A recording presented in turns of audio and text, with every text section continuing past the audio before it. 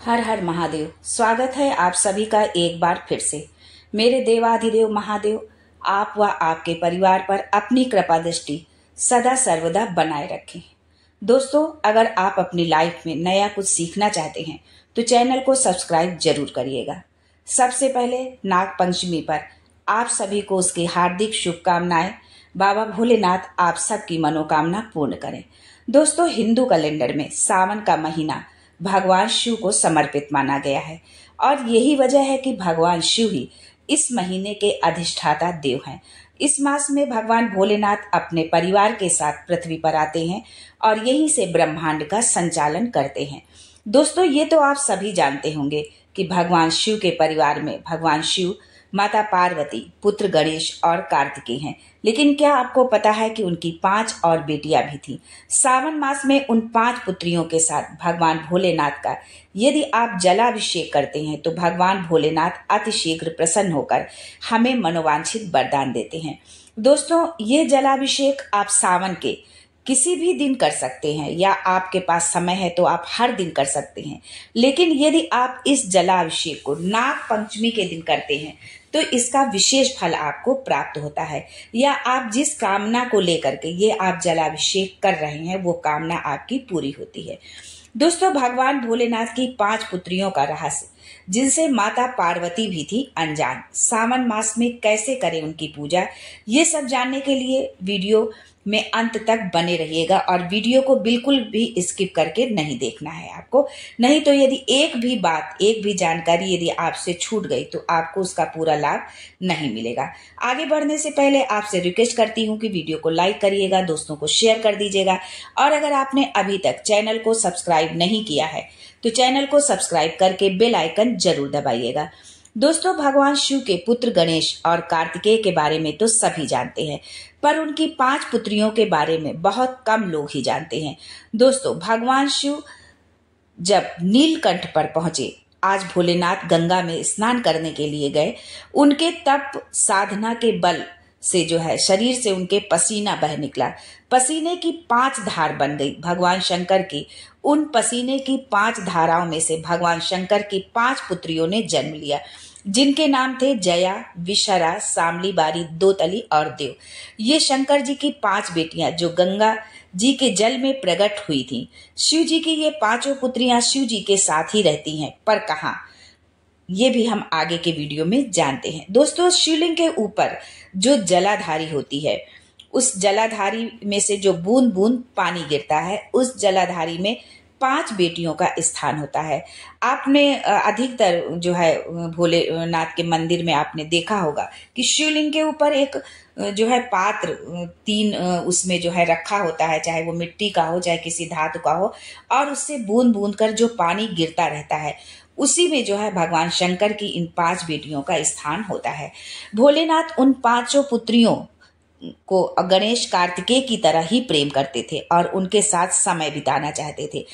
भोलेनाथ को जैसे ही समय मिलता रोज शाम को गंगा जी पर चले जाते। माता पार्वती को मालूम नहीं कि भोलेनाथ प्रतिदिन जाते कहाँ हैं। माता पार्वती ने गणेश जी से कहा कि बेटा पता तो करो कि प्रतिदिन तुम्हारे पिता जाते कहाँ हैं। वैसे तो भोलेनाथ जब भी भ्रमण पर निकलते हैं माता पार्वती को साथ में ले जाते हैं, पर अब कहाँ जाते हैं जो अकेले ही चले जाते हैं, ऐसा पार्वती जी के मन में जो है विचार उठने लगा। गणेश जी गए और जाकर उन्होंने माता पार्वती को बताया कि पिताजी तो गंगा जी में के जल में जो है कुछ स्त्रियों के साथ अठखेलियां कर रहे हैं। गणेश जी के ये शब्द सुनकर जगत जननी माता पार्वती बहुत क्रोधित हो गई। क्रोध में लाल जो है माता पार्वती सीधे गंगा तट पर पहुंच गई और जब देखा कि भगवान भोलेनाथ 5 कन्याओं के साथ में जो है जल क्रीड़ा कर रहे हैं, माता पार्वती ने क्रोध में जैसे ही भोलेनाथ को आवाज दी, वैसे ही भोलेनाथ जल क्रीड़ा करते हुए खड़े हो गए और बोले, क्या बात है पार्वती, इतना क्रोध क्यों? पार्वती जी ने कहा, ये स्त्रियां आपके साथ कौन है? मैं तो पतिव्रता धर्म निभा रही हूँ और आप इन 5 स्त्रियों के संग। माता पार्वती का क्रोध चरम सीमा पर और माता ने अपने केश खोल दिए। ये देखकर भोलेनाथ को लगा कि ये मेरी इन पुत्रियों का वध ना कर दे, इतनी क्रोध में है। भोलेनाथ बोले, शांत हो जाओ देवी, ये मेरी 5 पुत्रियां हैं। ये सुनकर माता पार्वती स्तब्ध। बोले कि ये 5 पुत्रियां कब प्रकट हो गई? भोलेनाथ ने कहा, जब चौसर खेलते समय मेरे वस्त्र जो है लिए मैं जल में तप करने के लिए बैठा, तप करने से मेरे शरीर में से जो पसीना बह निकला, पसीने से 5 धाराएं प्रकट हो गई। उन 5 धाराओं से गंगा जी के गोद से ये 5 बेटियां प्रकट हुई हैं।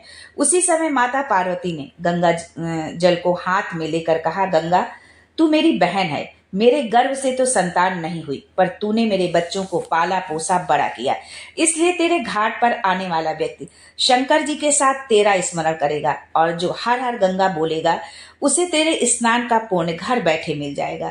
उसी दिन से गंगा के साथ हर हर शब्द जो है जुड़ गया। दोस्तों, अधिक मास में यदि आप इन उपायों को करते हैं या सावन के मास में जो है, चाहे शुक्ल पक्ष की पंचमी तिथि हो या कृष्ण पक्ष की पंचमी तिथि हो, यदि आप जो है गन्ने का रस तुलसी जी के क्यारे में 7 बार अपना नाम और गोत्र बोलकर आप छोड़ देते हैं तो जिंदगी में 3 साल में करोड़पति आप बन जाएंगे। और अगले सावन जब तक आएगा, आपको अगले सावन का आपको इंतजार रहेगा कि फिर हम ये इस उपाय को करें। शिव महापुराण में वर्णित है कि माता पार्वती के सम्मुख ये 5 कन्याओं को देखकर गंगा जी के सम्मुख में जब बात प्रेषित करी, तब माता पार्वती ने कहा कि ये मेरी 5 बेटियां हैं। माता पार्वती ने 5 बेटियों को गले से लगाया। भगवान भोलेनाथ बोले, पार्वती ये जल की तरंगों में प्रवाहित होने के कारण इनका शरीर सर्प की आकृति का रहेगा। भगवान भोलेनाथ ने बताया कि जो भी सावन के महीने में मेरी इन 5 पुत्रियों की पूजा करेगा, उन्हें कभी भी सर्प का भय नहीं सताएगा, उनको और उनके परिवार को कभी भी सर्प से कोई नुकसान भी नहीं होगा। यही कारण है कि नाग पंचमी के पर्व पर भगवान शिव की इन 5 पुत्रियों की पूजा होती है। खास करके उत्तर प्रदेश, बिहार राज्यों में नाग पंचमी का त्योहार मनाया जाता है। घर के मुख्य द्वार पर एक तरफ 2 और एक तरफ 3 सांप की आकृति बनाई जाती है। इसीलिए सावन माह में सांपों को मारा भी नहीं जाता है। इन 5 पुत्रियों के अलावा भगवान शिव की 3 पुत्रियां और भी हैं। इसका वर्णन शिव पुराण में भी मिलता है। अशोक सुंदरी, ज्योति या माँ ज्वालामुखी और देवी वासुकी या मनसा देवी। दोस्तों, माता पार्वती को अपना अकेलापन दूर करने के लिए एक पुत्री का साथ चाहिए था, इसलिए उन्होंने शिव जी की छोटी बेटी अशोक सुंदरी को जन्म दिया। अशोक सुंदरी देवी पार्वती के समान ही सुंदर थी, इसलिए उनके नाम के साथ जो है सुंदरी शब्द जोड़ा जाता है। उनको अशोक नाम इसलिए दिया गया क्योंकि वो माता पार्वती के शोक को दूर करने आई थी। अशोक सुंदरी की पूजा खास करके गुजरात में होती है। भोलेनाथ की दूसरी पुत्री का नाम ज्योति है। उनके जन्म से जुड़ी 2 कहानियां बताई जाती हैं। पहले के अनुसार ज्योति का जन्म भगवान शंकर के तेज से हुआ था और वो उनके प्रभा मंडल का स्वरूप है। दूसरी मान्यता के अनुसार ज्योति का जन्म पार्वती के माथे से निकले तेज से हुआ था। देवी ज्योति का दूसरा नाम ज्वालामुखी भी है और तमिलनाडु के कई मंदिरों में उनकी पूजा होती है। भोलेनाथ की तीसरी बेटी का नाम मनसा था। उनका भी जन्म कार्तिकेय की तरह पार्वती के गर्भ से नहीं हुआ था। पुराणों के अनुसार मनसा का जन्म तब हुआ जब भगवान शिव का वीर कद्रु सर्पों की जो माँ थी उनकी प्रतिमा को जब छू गया, स्पर्श हो गया, इसलिए मनसा को भगवान शिव की मानस पुत्री कहा जाता है। पौराणिक धार्मिक ग्रंथों के अनुसार मनसा का जन्म कश्यप ऋषि के मस्तक से हुआ। मनसा देवी की पूजा बंगाल में गंगा दशहरा के दिन होती है। जिस व्यक्ति को सर्प बहुत दिखता हो, स्वप्न बहुत आते हो, नाग दिखते हो, मुर्दा दिखता हो या सफेद कपड़े में लिपटा कोई दिखता हो, श्वेत केस वाला कोई दिखता हो या रात्रि में सोते सोते नींद जो है अचानक से खुल जाती है, उच्चिष्ट हो जाती है नींद अर्थात खुलती है, तो भगवान शंकर की इन 5 पुत्रियों का नाम स्मरण कर हाथ में जल लेकर पीकर आप जो है सो जाइए। आपको स्वप्न नहीं आएगा, नींद आपको बहुत अच्छी आएगी, भरपूर नींद आएगी। गोली खाने की कोई आपको जरूरत नहीं पड़ेगी। यदि आप नींद के लिए गोली का यदि आप उपयोग करते हैं, गोली का सेवन करते हैं, तो आप इस उपाय को जरूर करें।